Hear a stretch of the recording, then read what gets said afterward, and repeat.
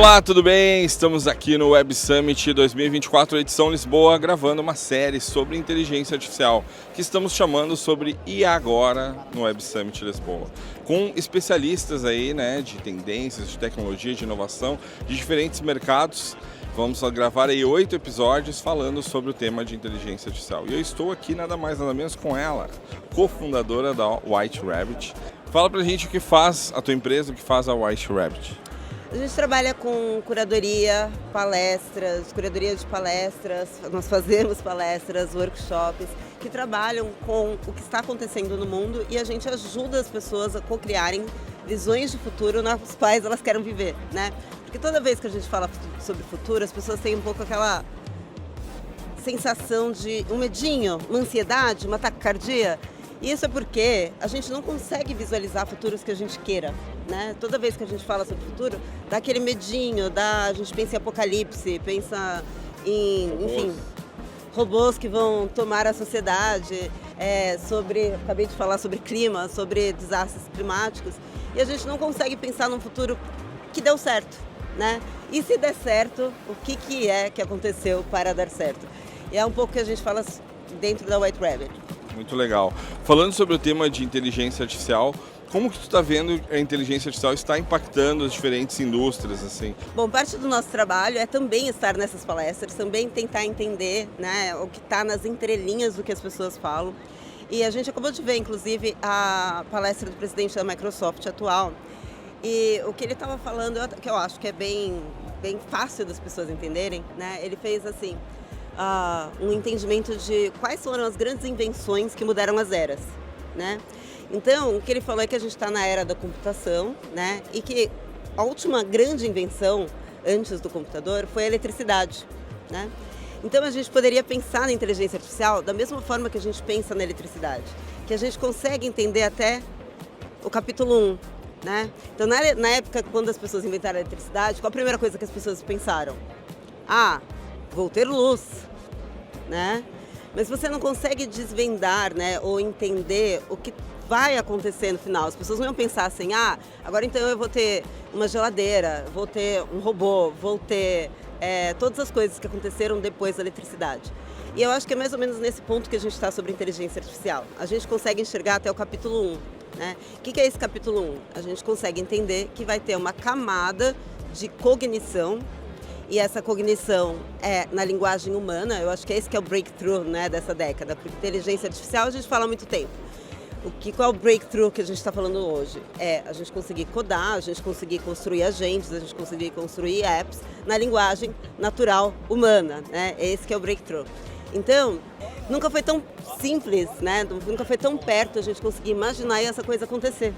Né? Imagina que eu consigo imaginar um robozinho que faz alguma coisa, eu só coloco ali no Alibaba essa descrição do que eu quero que o robozinho faça e esse robozinho vai chegar na sua casa, né? Imagina que na época da eletricidade, se a gente falasse isso para as pessoas vão falar, cara, você tá muito louco que isso vai acontecer, né? É uma tecnologia que ela é longínqua o suficiente, ela parece mágica. Então, a gente está num ponto muito próximo da mágica. E muita gente, né, nos pergunta como se preparar para isso, né? Porque é difícil saber onde tu vai estudar, quem tu vai ler. Existe uma metodologia para estudar sobre IA, do ponto de vista de quem está nos escutando, de quem é um gestor de uma grande empresa, ou está numa cadeira de marketing, ou até o próprio empreendedor, assim. Acho que existe um desafio das pessoas conseguirem acompanhar isso para ter esse nível de consciência de aplicação da IA no dia a dia, seja na operação, até para pensar em novos produtos e serviços. Que dica tu daria sobre isso? A verdade é que a gente não precisa acompanhar todas as novidades, né? A gente precisa ter curiosidade para resolver os problemas que a gente tem no dia a dia. Então, uma curiosidade para entender o que está acontecendo no mundo. Por exemplo, o Center Stage, né, que é o palco principal, ele está no YouTube. Hoje de manhã, antes de vir para cá, eu liguei para saber, por curiosidade, tem 200 pessoas assistindo. Imagina que tem 70 mil credenciados e tem 200 pessoas assistindo de graça no mundo inteiro, ao mesmo tempo, sabe?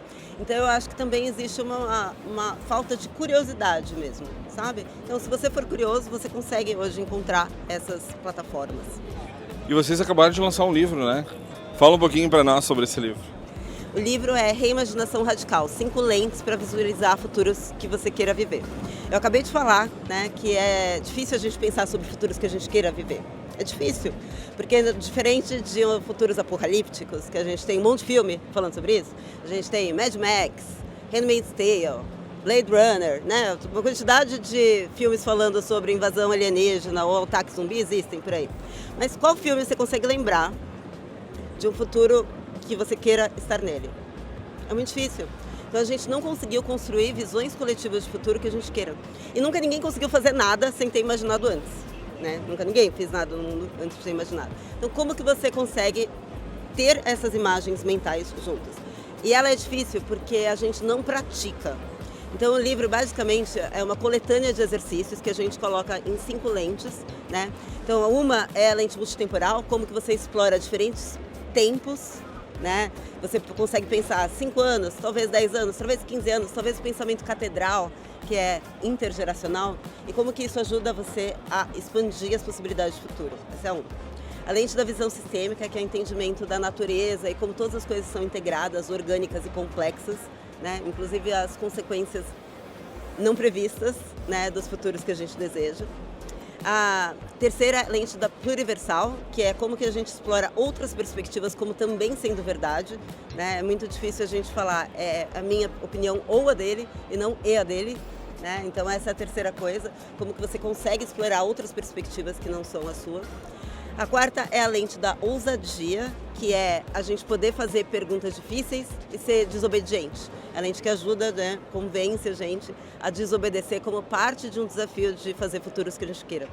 E a quinta é a lente multissensorial, é a gente saber que a gente não pensa só com o nosso cabeção, a gente também pensa com a intuição, com o coração, com a nossa mão e com várias outras formas que normalmente, até nos festivais mesmo, a gente não vê. A gente vê muito a gente explorando esse lado racional.